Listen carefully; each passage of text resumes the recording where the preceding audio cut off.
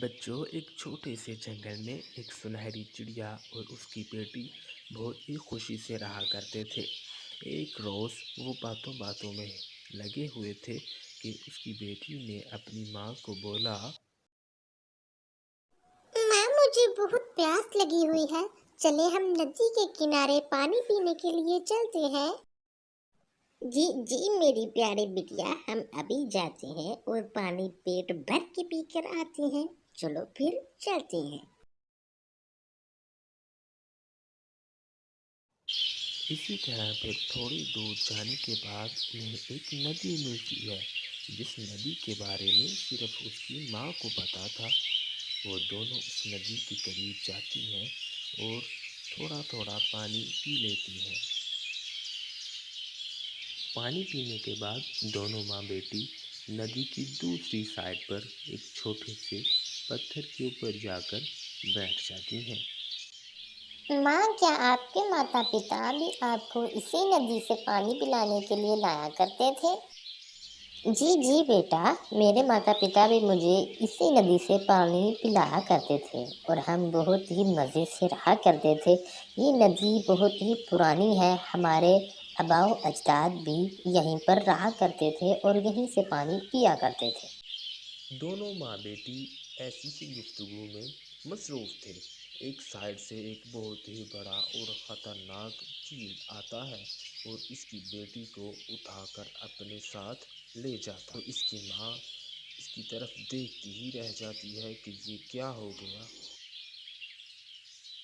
اس کی ماں بہت پریشان ہو جاتی ہے اور اپنی بیٹی کو چھڑانے کے لیے جلدی سے اٹھنے لگتی ہے۔ وہ اپنی بیٹی کو ڈھونڈنے کے لیے بہت دور تک چلی جاتی ہے۔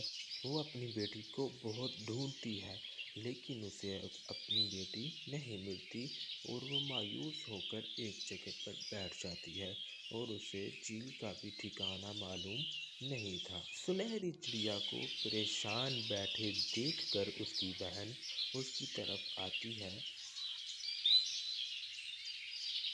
پیاری بہنا، تم اکیلی یہاں پر بیٹھے کیا کر رہی ہو؟ اتنی پریشان کیوں لگ رہی ہو؟ چھوٹی بہنا، میری بیٹی کو ایک بہت ہی خطرناک چیل اٹھا کر لے گیا ہے اور مجھے نہیں پتا کہ وہ اسے کہاں لے گیا ہے۔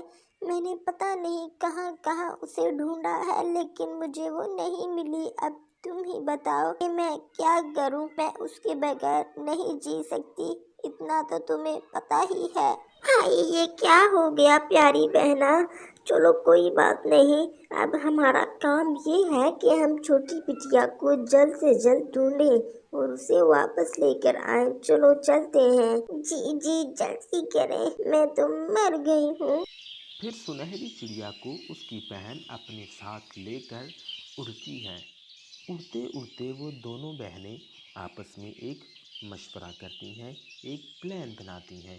وہ پلان بناتی ہیں کہ جب ہم چیل کے پاس پہنچ جائیں گی تو پھر ہم چیل کو اندھا کر دیں گی بہت ہی چالاکی کے ساتھ اور پھر ہم چھوٹی بٹیا کو لے آئیں گے۔ آخر وہ دونوں بہنیں وہاں پہنچ ہی جاتی ہیں۔